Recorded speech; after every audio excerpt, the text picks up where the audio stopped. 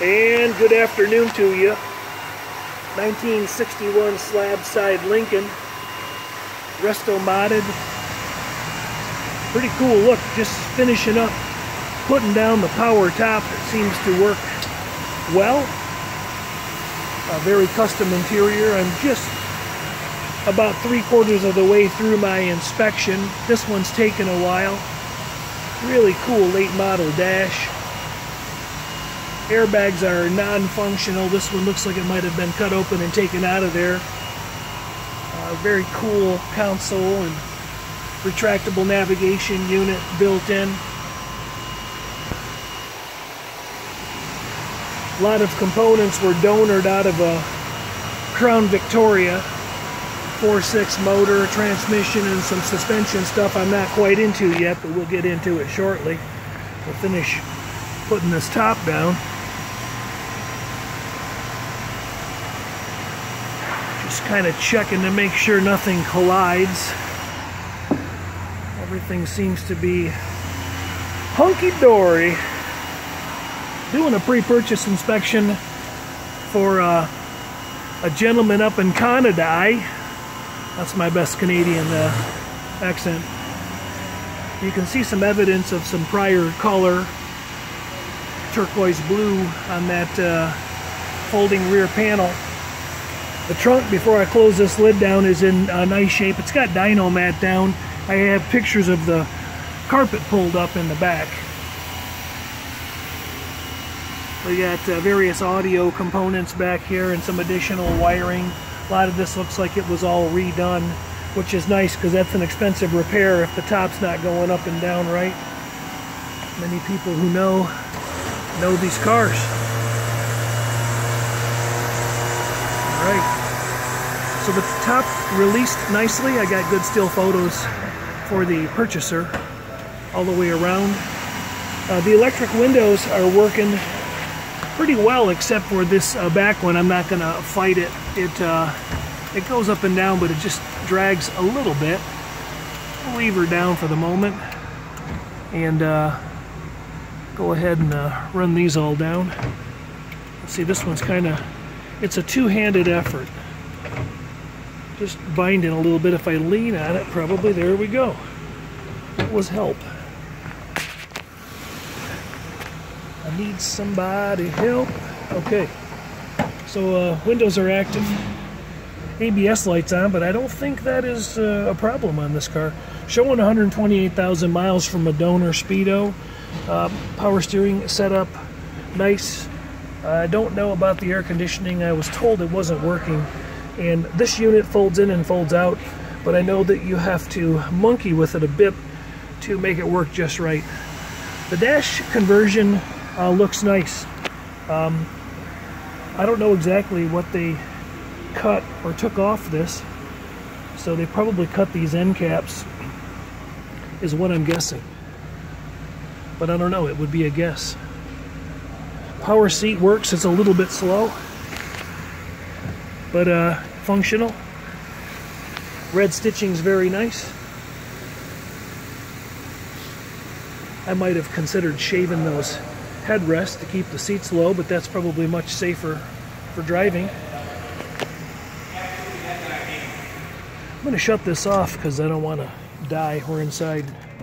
Door jambs are in a very solid shape. They were completely taken apart and repainted. This looks like an older lacquer job, to the best of my abilities to guess, and I will show you here in a few minutes why. The reflective quality on the car is nice. It's an older paint, definitely an older repaint, but here is a foot away. Here is 2 feet away. And here is about, let's back up. That's about maybe 3 feet away. So not a lot of heavy orange peel or contamination. And I would do this around the car to show the prospective buyer what's cooking, but that's basically what's cooking. The whole car looks like that. So regarding paint, there is certainly a few areas of scratches, polishing scratches, minor contaminations. It's an older paint job. It's got a busload of handprints and whatnot. It really needs to be polished up with some light polish. It seems to have plenty of paint on it. I was going to do up an exploded view, but I thought I might instead point out to the onlooker just the majority of what is happening here. Like, again, it's an older repaint, so some elbow scratches from leaning over and probably working in the engine bay. A little bit there, a little bit there, and a little bit of touch up under the windshield molding. Down the sides,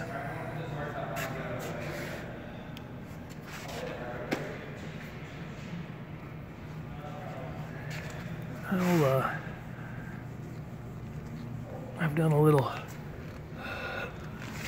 short detailing here to try and get some of the handprints off, but as a general look, if someone was looking for a nice looking driver, you know, a 5 to 10 footer, this would fit that category well, in my opinion. No major chunks or chips or anything coming out of the bottom of the car. Up here we've got some contact chips. There on the door, there's a few other locations I'll point out as I go around the car where there's been some chippage over the years. Deck lid, other side as well. So as far as paint contamination goes, that's the kind of stuff the onlooker is going to see. I'll multiply that by a little bit here and a little bit there, and that's what you have. One of his biggest concerns was, hey, how straight is this car? And that's always kind of a subjective thing, because how straight? Here is a bit of contamination. I don't know what that is and what degree it may or may not. Well, that wasn't very nice. It won't come off. A little bit of dirt contamination. Where's my hand? Boop, boop, boop, boop, boop. Some in there, okay? The painter decided to stay off this edge when he was wet sanding. You can see that there's a little bit of a love favored to that edge, so that could be actually just wet sanded a little bit, maybe, if you want to gamble. Here is your evidence of a lacquer paint job. There's a little bit of a star crack. Let me see if I can bring that into focus. It looks horrible. There's a lot of dust on this car, but there it is. It's really about the only one I found on the car. Again, hard to really rate the paint, because it's a really good looking black paint job, and black is super hard to keep clean and maintain. So, you know, give them an A for effort, because I think this paint's probably 25 years old. And it's lacquer. Who knows? They might have shot it pre-base clear days, but I doubt it. I'm guessing maybe it's a 90s build based on the donor 4.6. The engine bay, real quick while let me finish up on the body. Let's not let the ADD kick in yet. So digital paint meter all the way around. 45 up here. Oops, let me see if I can bring that into view. There's over 60 or 70 of these photos available for our potential purchaser. I'm having a hard time getting this. There we go. So 26 right around here. What that means in layman's terms is yes magnet. Okay? Down here, 17, so yes magnet. Down here, come on, give me something. Come on, give me something. There we go. 23, so yes, a magnet will stick there. All right? So, readings are subjective, but here's a 31. Okay, a magnet will kind of stick, but slide. Won't hold itself. So that gives you kind of a scale to go by. So looking at the There we go, 31. So the concern would be, hey, was the car a bucket of rust? And are the readings down low much worse than they are up high? So 22, 32, 19, 17, corners of the fenders, 29, can't always get a reading. It's thinking 27, 31, there we go. It's 19. So what does that tell us? Well, it tells us this: we should have magnetic adhesion, and we do as we bump it down. Kind of slides. So what does this mean? If a refrigerator business card magnet can stick, that's good news. You probably got, 30 mils of paint or less. So all the way down the car, we've got readings, good readings. On this side, we've got one small door ding right up here, small crease. I'm using that red car as a target. It's a good 1-inch crease, but the paint's not broken. A good dent guy might be able to work that out. Regarding down low on the car, the readings, oh man, come on. Give it to me, baby. 12, 13. It will read. Just take some patience here. I doubt it was made in China. All right. Well, when I get a filler reading, it reads OL. I'm not getting that. 12 in the corners of the door. So, anyway, the door corners look really good. There are still photos. The overlap skins they're nice. Shells are nice. Doors aren't sagging to any great degree. No big scuffs on the sill plates, and those have not been changed. Some dings and dents there. But the doors close reasonably easy. There we go. That one needs the latch adjusted. Let's try that a little easier. A little harder. A little harder. Okay. All right. That latch could stand to be adjusted a bit too. All right. That's enough tape burned on finish. The last comment really about the straightness of the car. Body is, I would say that's pretty straight. Somebody's taken some time to block that out. And these long slab sides, that's what you want. So I would say original effort, A+. 19 in the center of the quarter, 19 at the top of the quarter, 30 getting down lower, and 33. 18 right there in the corner where it would probably be rusted out if we had an issue, and it doesn't seem that we do. So my conclusion is the readings are up high, and down low they're mixed. They're not just heavy down low, with the exception of right here in this dog leg on both sides. I get no reading from about here down. That was an OL. Let me see if I can get one to produce. Of course I can't. Not impressed with this new meter. Okay, well, turn it off and reset.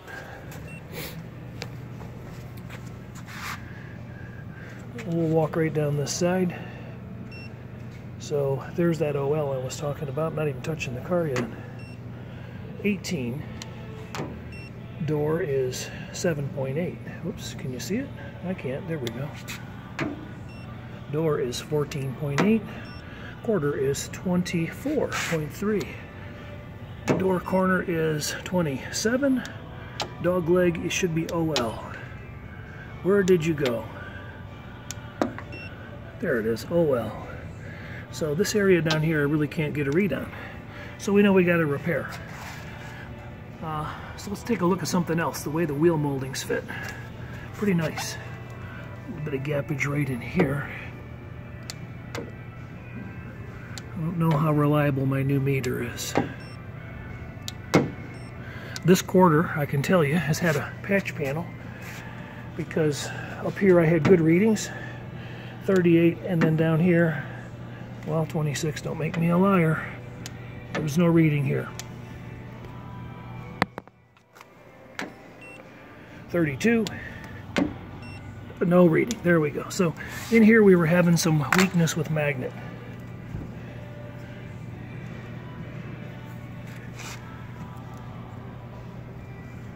I don't want to drag this all over a lacquer paint job, okay, but you get the idea. So there we have it. Paint with some contamination, some age, a few cracks and chips and whatnot, but generally a good looking cruiser. Let's talk about the trim before my battery goes dead. Older, original, unrestored grill. Bumper, the same. Pretty decent for an original piece. Headlight bezels are okay, not too pitted up. A little bit of patina and you know, fatigue, whatnot over the years. Gaps closed up a little bit here on this headlight in comparison to the gap here.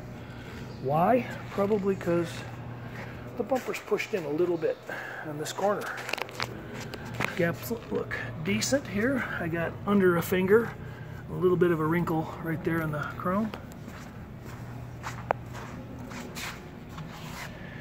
And I got a few little marks. Those aren't going to come out, but you can see the bumper's just slightly pushed up here, and actually the bumper could probably be adjusted. It doesn't look like it's got a fatal blow or strike. Just could stand a little love and attention. Okay, bumper extensions are decent.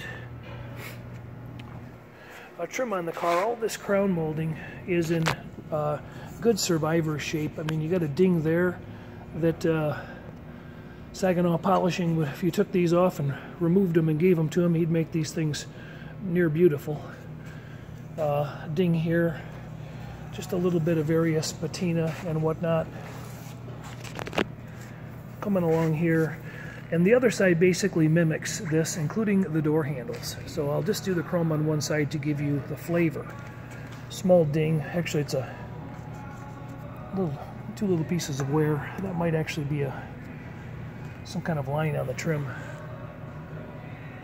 Nothing too beat up, little ding on the upper windshield surround. Before I skip over it, this chrome vent on the front of the car is in pretty decent shape, but the chrome's peeled off it and copper showing through. That's all original.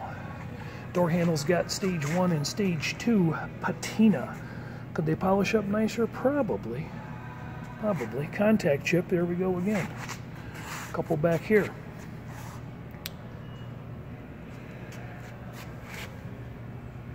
Doors are nice and straight.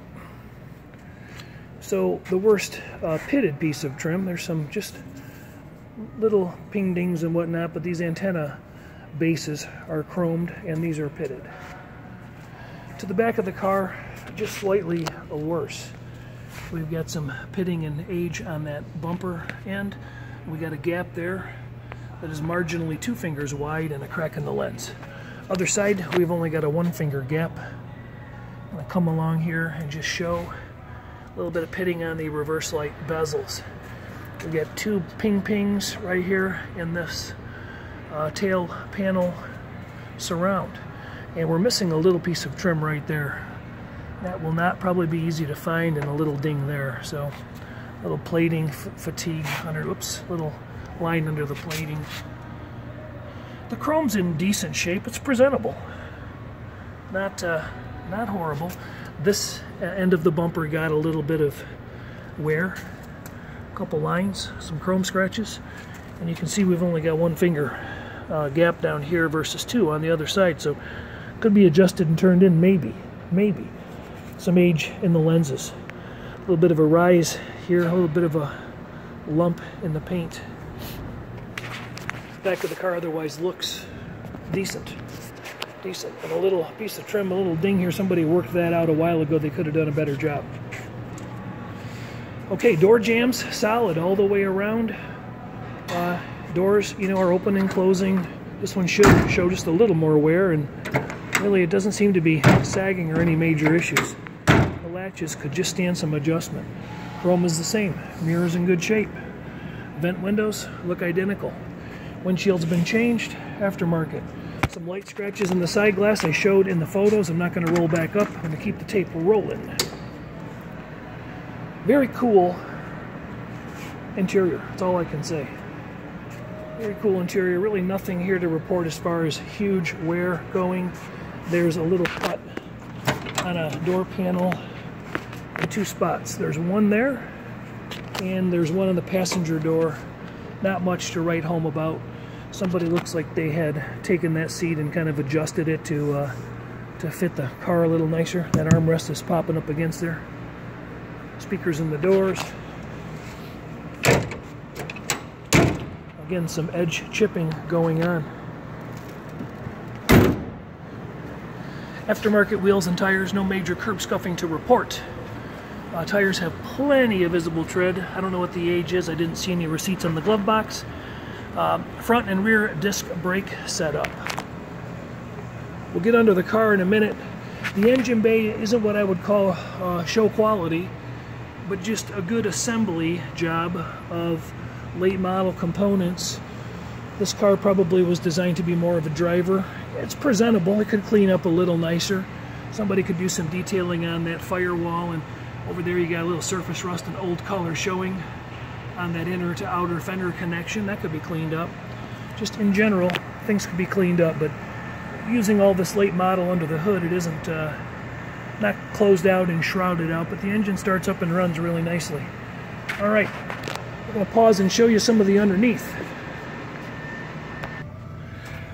All right, so down below this 61 Lincoln, not your grandmother's setup down here.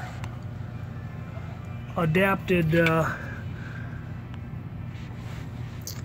front end donor unit with cross member and sway bar and whatnot. Disc brake setup. Everything was treated with undercoat or textured bed liner material. Don't see any front or rear main pan seal leaks. I don't see any antifreeze coming down, and I've been here in this spot for quite some time. Don't see any transmission issues either.